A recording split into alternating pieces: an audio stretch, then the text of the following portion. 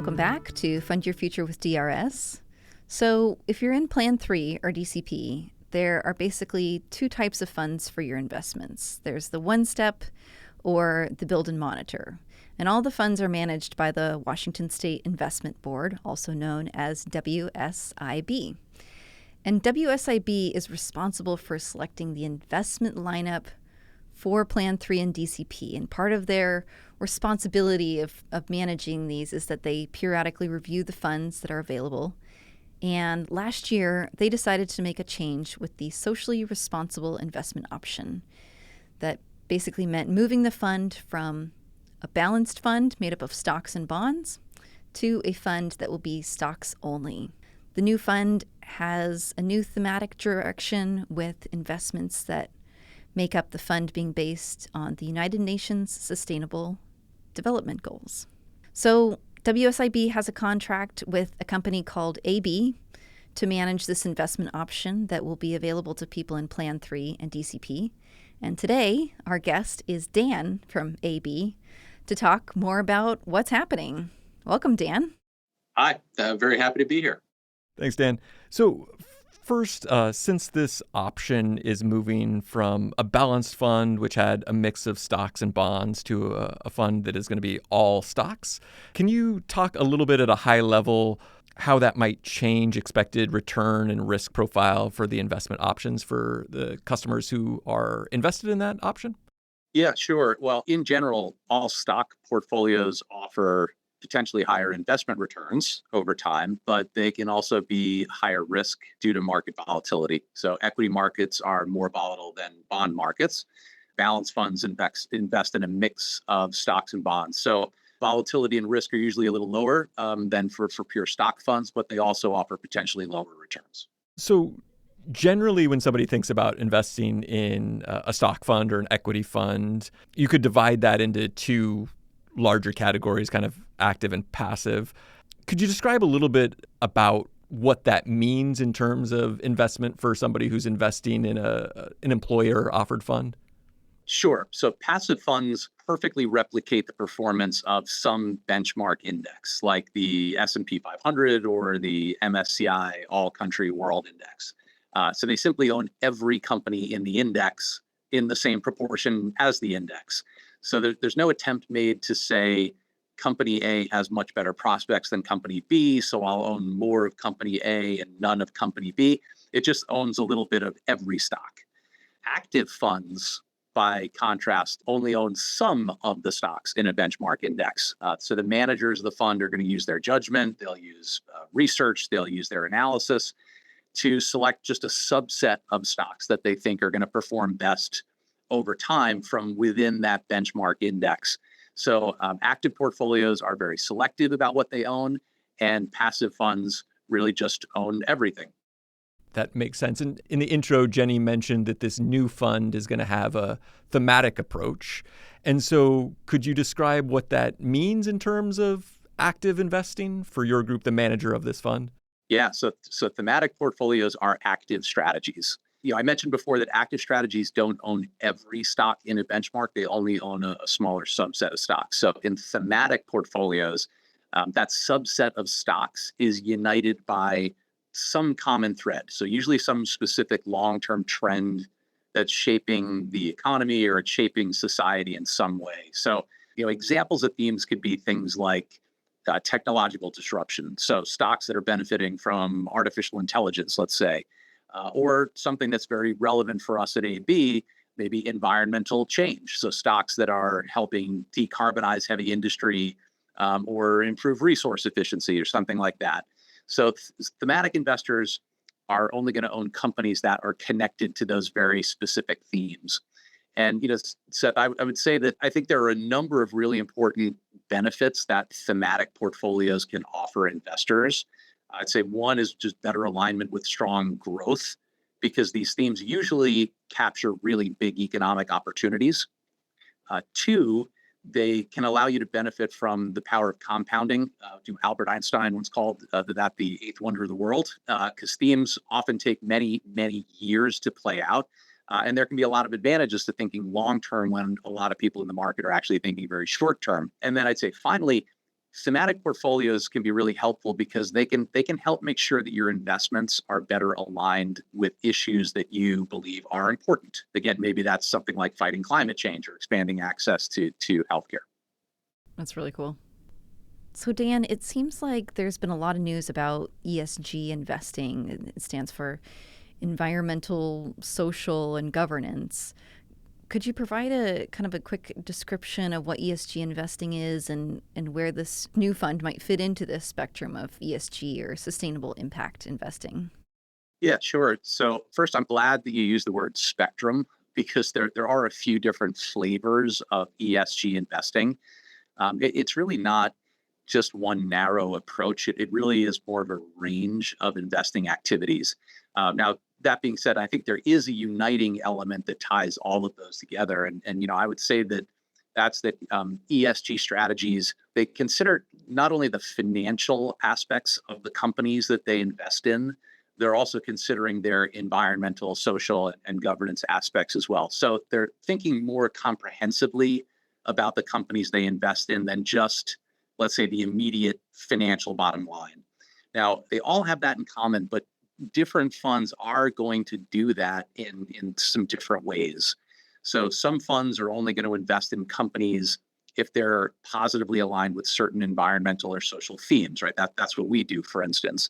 And that means that there are certain market sectors that we're probably not going to invest in. So funds like ours typically have little or sometimes no exposure to the energy sector, for instance. And strategies like that are typically called sustainable strategies. But then there are others that might invest in every sector, but they might try to maybe own just the best actors within each of those sectors. So, maybe they do own energy stocks, but they're trying to own the ones they believe are doing the least environmental damage, or they're actively transitioning away from fossil fuels.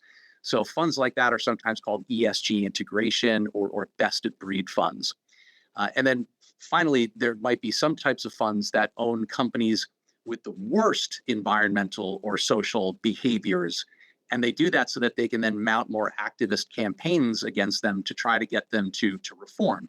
And that might be one example of what we could call an impact fund. So not every ESG strategy is going to do exactly the same thing. It really is a spectrum. And I guess the bad news is that there are a lot of acronyms and that sometimes terms can be a little bit confusing, but there is a flip side to that. And I think the good news is that there are a lot of really good options out there. So most investors can typically find an ESG portfolio to fill really whatever the investing need is that they have, or kind of whatever view is that they have.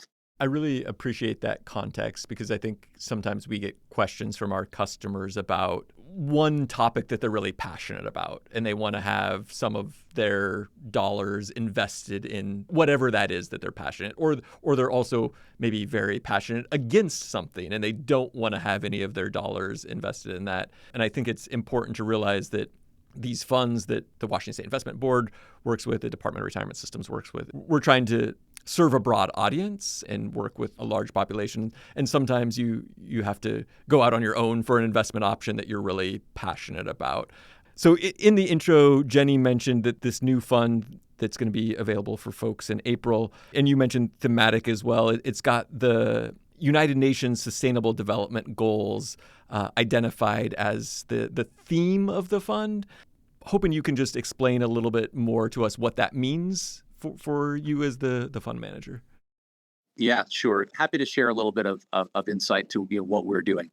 And maybe relating back to some of those earlier questions, I would say that first, this is an all equity strategy.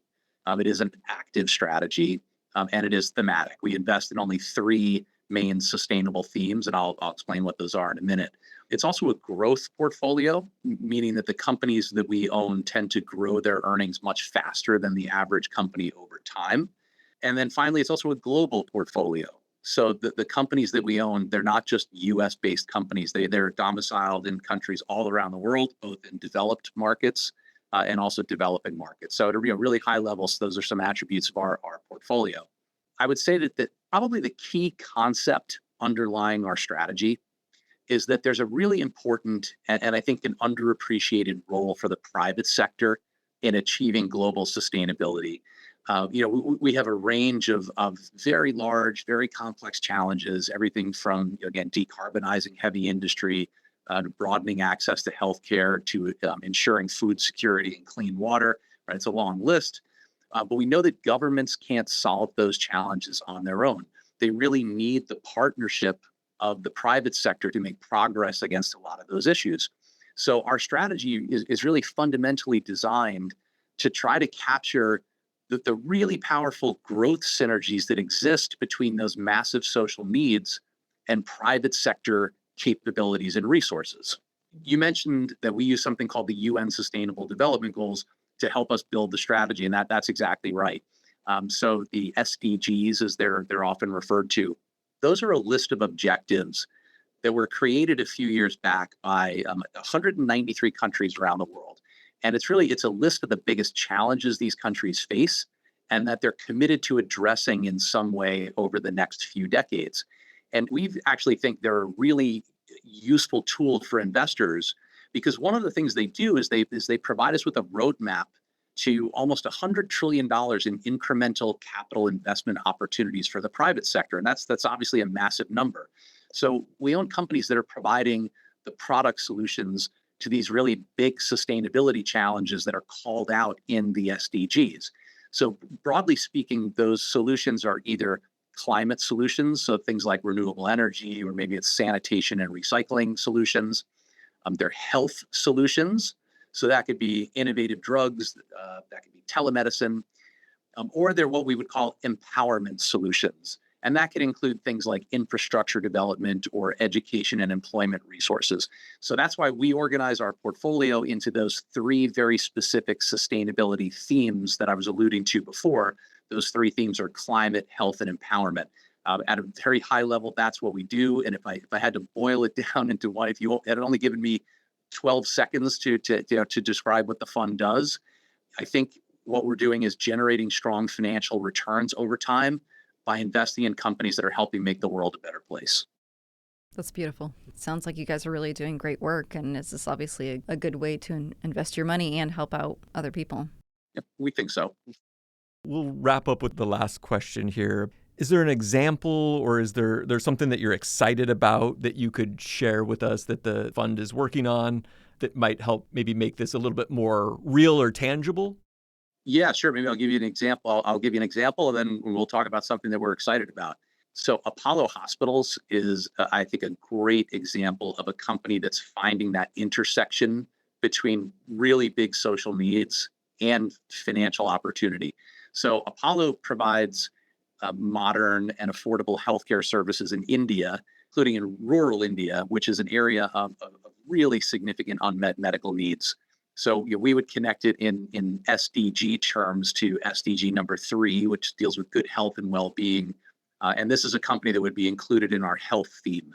So India is home to about 16% of the world's population, but 20% of the global disease burden, and only 6% of global hospital beds. So you can see that there's clearly a massive unmet need in India. And the need is especially big in rural India, where there have traditionally been very few healthcare options that are convenient or that are affordable. So historically, a lot of people that living in those areas just haven't received modern healthcare services at all. So Apollo Hospitals is a company that's, again, it's helping fill that gap in a number of different ways. One of them is through telehealth. The broadening of communications infrastructure, things like cell phone ownership, has really opened the door to telehealth services in India over the last decade or so.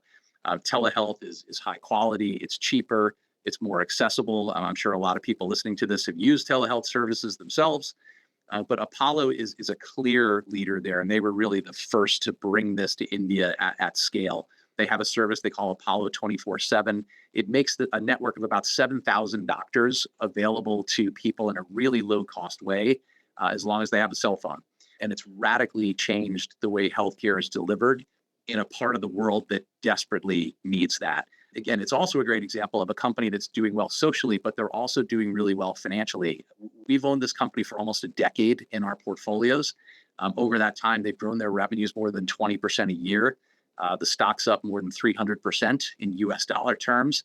And that's about 2.5 times better than the broader market. So just one great example of a company that, again, finds that intersection between massive social needs and private sector opportunities to add value and also profit.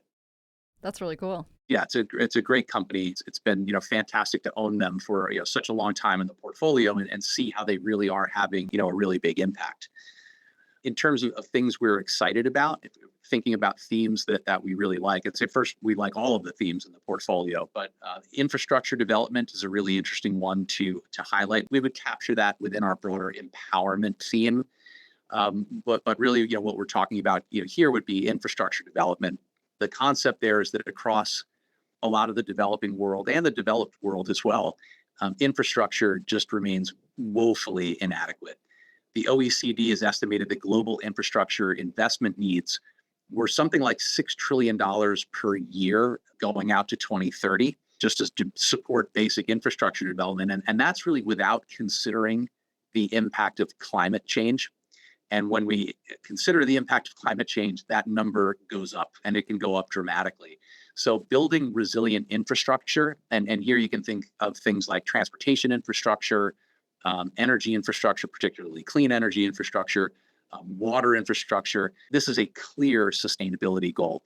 Drivers are climate change, historic underinvestment, and even things like the relocation of our supply chains from overseas, coming back to places like the U.S. and into Mexico.